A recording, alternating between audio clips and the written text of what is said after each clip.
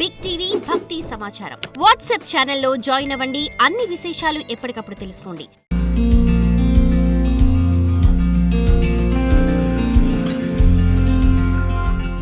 చాలా మటుకు భారతీయ భాషల వాడుకలో హఠ అనే పదానికి మొండిగా ఉండడం అనే అర్థం వస్తుంది. మీకు ఉండాల్సిన ఒక గుణం ఇది. మీ శరీరం చాలు, నేనింక అలసిపోయాను అని చెప్తుంది, కానీ మీరు మొండిగా ఉన్నారు. ఇది హఠయోగా. మీ మనసు ఇక వదిలేస్తాను, ఇంక నా వల్ల కాదు అని చెప్తుంది. Your mind says, I give up. I can't do this anymore. కానీ మీరు మొండివాళ్ళు, మీరు అలాగే కొనసాగిస్తారు. కాబట్టి హఠయోగా అంటే మీ జీవితంలో అవరోధంగా మారని ఒక శరీరాన్ని మీరు సృష్టించుకోవడం. అది ఒక సోపానంగా మారుతుంది, కానీ అడ్డంకి కాదు. మనం మన పరమోన్నత సంభావ్యతలోకి వికసించే క్రమంలో అది ఒక అవరోధం కాదు.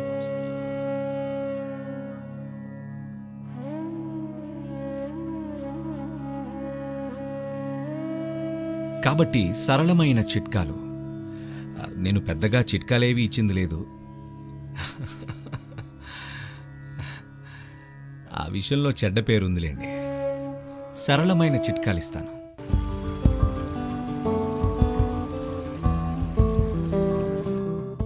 యోగ సంస్కృతిలో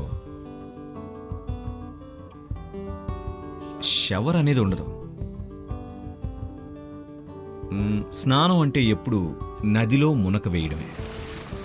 వాళ్ళెప్పుడూ నదికి వెళ్ళి మునక వేసి స్నానం చేస్తారు. మీరు ఇలా చేస్తే మీ కండరాలు బాగుంటాయి. కాబట్టి దీన్ని చేయడానికి మరో పద్ధతి ఏంటంటే,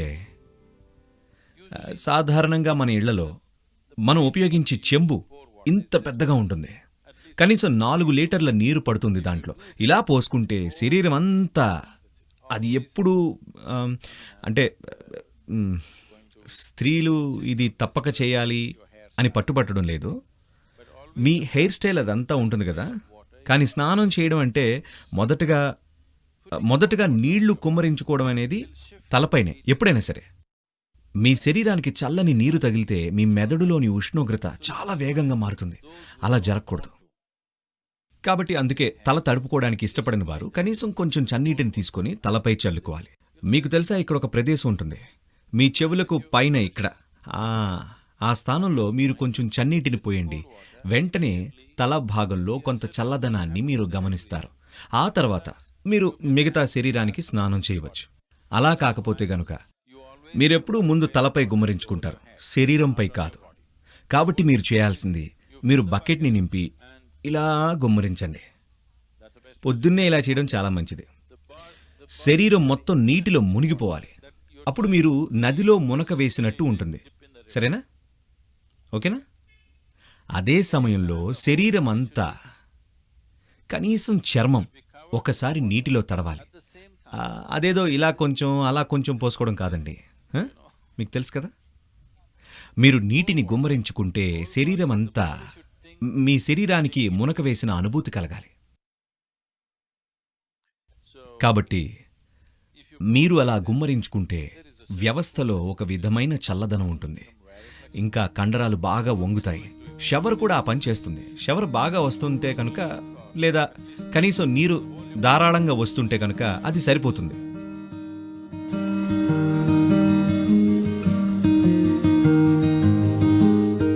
ఎప్పుడు కూడా గది ఉష్ణోగ్రత కంటే చల్లగా ఉన్న నీటిని వాడడం చాలా ఉత్తమం. నిర్దిష్టమైన ప్రమాణంలో నీరు మీపై ప్రవహించేలా చేయడం, లేదా గది ఉష్ణోగ్రత కంటే తక్కువ ఉన్న నీటిలో మునకలు వేయడం చేయాలి. ఎందుకంటే అలా చేయడం వల్ల జరిగే ఒక విషయం, ఉపరితలంపై ఉండే ఎపిథీలియల్ సెల్స్ ముడుచుకుంటాయి. అలా జరిగినప్పుడు వాటి రంధ్రాలన్నీ తెరుచుకుంటాయి. కణాల మధ్య ఉండే ఖాళీలు తెరుచుకుంటాయి. కణాలకి ప్రత్యేకంగా రంధ్రాలుంటాయి. వాటిని తెరిచే ప్రయత్నం చేయకూడదు. మీరు వేడి నీటి స్నానం చేస్తే అవి తెరుచుకుంటాయి.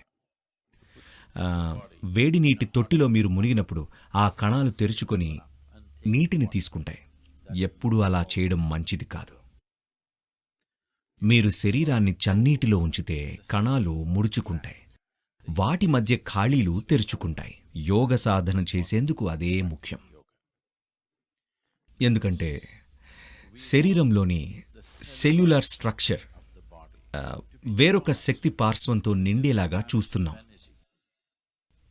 కణాలు సంకోచించి వాటి మధ్య ఖాళీ ప్రదేశం ఏర్పడినప్పుడు మీరు యోగ సాధన చేయడం ద్వారా మీ శరీరంలో సెల్యులర్ స్ట్రక్చర్ శక్తివంతమవుతుంది. ఒక వ్యక్తి మరొక వ్యక్తి కంటే మరింత సజీవత్వంతో ఉండడానికి ప్రధాన కారణం ఇదే. అలాగే ఒకసారి మీ కణజాల నిర్మాణం శక్తితో నిండినప్పుడు అది సుదీర్ఘకాలం పాటు యవ్వనంతో ఉంటుంది. ప్రజలు ఇలా ముసలోడు ఇంకా పోలేదేంటి అని అనుకుంటుంటే మీరేమో నాదింకా 25 ఏళ్ల ప్రాయమే అనుకుంటూ ఉంటారు.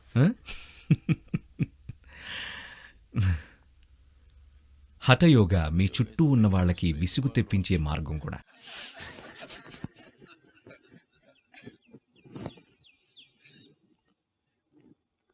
కాబట్టి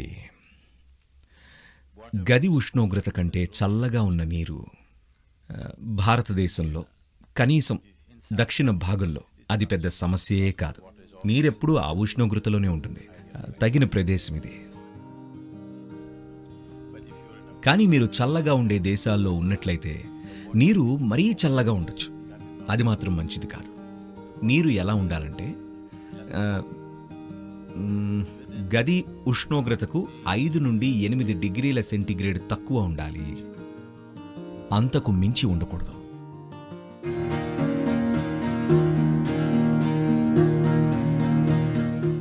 మీకు జలుబు చేసే స్వభావం కనుక ఉంటే మొదటి 2 వారాలు మీరు నీటిలో 1 చెంచాడు యూకలిప్టస్ నూనెను కలిపి మీ మీద గుమ్మరించుకోవాలి. ఇలాగే మీ జలుబు తగ్గిపోవడం మీరే చూస్తారు. యూకలిప్టస్ నూనె వల్ల కాదు, చన్నీటి వల్ల.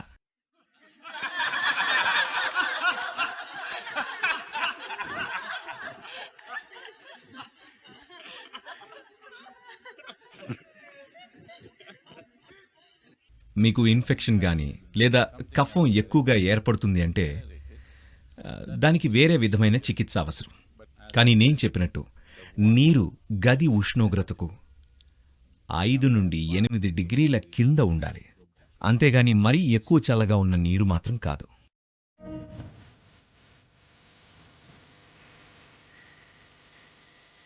ఏ విధమైన వ్యవహారం కానీ, ఏ విధమైన కలయిక లాంటిది జరిగినా సరే, ఏదైనా మీరు జనంతో రద్దీగా ఉన్న చోట ఎక్కువసేపు ఉంటే ఇంటికి వెళ్ళినప్పుడు మొదట చేయాల్సింది స్నానం.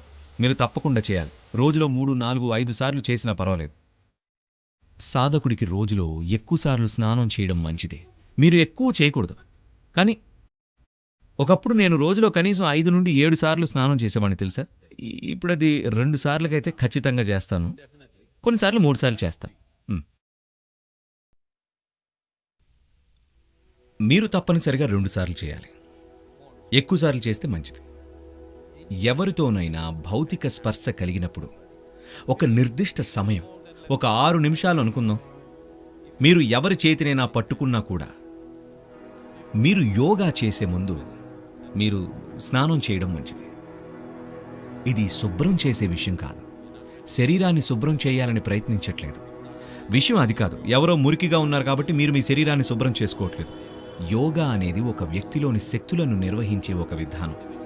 ఏ విధమైన లావాదేవీ మరీ ఎక్కువగా జరిగినప్పుడు, నేను వచ్చి ఒక ప్రోగ్రాంలో కూర్చుంటే భౌతికంగా ఎవరిని తాకడం లేదు. నేను ఒక ప్రోగ్రాంలో 2-3 గంటల పాటు కూర్చుంటే మొట్టమొదటి చేసేది స్నానం. ఎందుకంటే ఈ పరస్పర చర్య వల్ల మీ శక్తిలోని సమగ్రత కొంత వదులవుతుందన్నమాట. కాబట్టి ఏ సమయంలో అయినా మీరు ఇంటికి వెళ్ళినప్పుడు మొదట స్నానం చేయాలి. స్నానం అంటే సబ్బు, షాంపూ అది ఇది అన్నీ వేసేసుకోవడం కాదు. ఒక బకెట్ నిండా నీరు ఇలా కుమ్మరించుకుంటే చాలు. అలా నీళ్లు కుమ్మరించుకోవడం వల్ల శుద్ధి జరుగుతుంది. నీరు అలా ఎలా శుద్ధి చేస్తుంది? కడగలేదు, రుద్దలేదు అంటే అది కాదండి విషయం. మీకు తెలుసా, న్యూక్లియర్ రియాక్టర్స్లో వాళ్ళు కొన్ని మెటల్స్ వాడుతున్నారు, ప్రత్యేకించి టైటానియం, ఇంకా ప్లాటినం, ఇంకా మరికొన్ని పదార్థాలు. వాళ్ళు ఈ మెటల్స్ని శుద్ధి చేయాలంటే వాళ్ళకి ఈ మెటల్స్ ఎంతో శుద్ధిగా కావాలి. సాధారణ ప్రయోగశాలలో అలాంటి పద్ధతుల్లో అయితే వాళ్ళు ఒక స్థాయి వరకు మాత్రమే శుద్ధి చేయగలరు, దాన్ని దాటి వాళ్ళు చేయలేరు. అందుకే వాళ్ళు ఏం చేస్తారంటే, మీరు ఈ మెటల్తో ఒక రాడ్ తయారు చేసి అదే మెటల్తో ఒక రింగ్ తయారు చేస్తారు. కేవలం పైకి కిందకి దాన్ని తాకుతూ కదుపుతూ ఉంటారు. ఇలా చేయడం వల్ల మెటల్ శుద్ధి అవుతుంది. కాబట్టి మీ శరీరంలో 72% నీరు ఉంది. మీరు దీనిపై నీళ్లు గుమ్మరించుకున్నప్పుడు ఒక రకమైన శుద్ధి జరుగుతుంది. మీ చర్మంపై మురికిని శుభ్రం చేసుకోవడం కాదు, అది ఎలాగో అవుతుందిలేండి, అది వేరే విషయం. కానీ లోపలి స్థాయిలో ఒక విధమైన శుద్ధీకరణ జరుగుతుంది. కేవలం నీరు మీపై ప్రవహించేలా చేస్తే చాలు. మీరు చూసారా, ఎప్పుడైనా మీరు బాగా ఆందోళనగా ఉన్నప్పుడు షవర్ కిందకి వెళ్ళి నిలబడినప్పుడు మీకు అక్కడి నుండి రావాలి అనిపించదు, మరికొంత సమయం అక్కడే ఉంటే బాగుండు అనిపిస్తుంది. ఆ 3 లేదా 5 నిమిషాల స్నానం వల్ల మీ జీవితంలో ఏ సమస్య పరిష్కారం కాలేదు, కానీ మీరు బయటికి వస్తే హాయిగా అనిపిస్తుంది. అప్పుడే పుట్టిన అనుభూతి కలుగుతుంది. మీరు ఇది గమనించి ఉంటారు కదా. మీరు సమస్య నుండి విముక్తి కలిగింది అనుకుంటారు. ఎందుకంటే జరిగింది ఏంటంటే, ఇందులో 3లో 2 వంతులు ఉన్నది నీరే. కేవలం దీనిపై నీరు అలా ప్రవహిస్తే కొన్ని విషయాలు మారతాయి. For more videos like this, subscribe Big TV channel.